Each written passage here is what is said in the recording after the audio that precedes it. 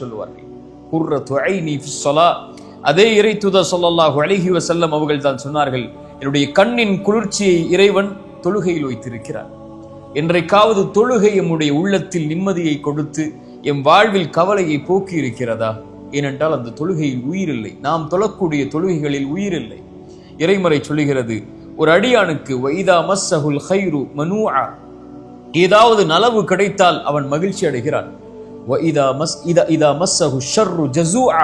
அவனை ஏதாவது தீங்கு நேர்ந்து விட்டால், கவலை அவனை அடைந்து விட்டால் ஜஸூஆ, தடுமாறி விடுகிறான். எதற்கு இந்த வாழ்க்கை என்கிறான். கிடைக்கும் போது அவனுக்கு ஏதாவது ஒரு அருட்கொடை கிடைக்கும் போது அவன் மகிழ்ச்சி அடைகிறான்.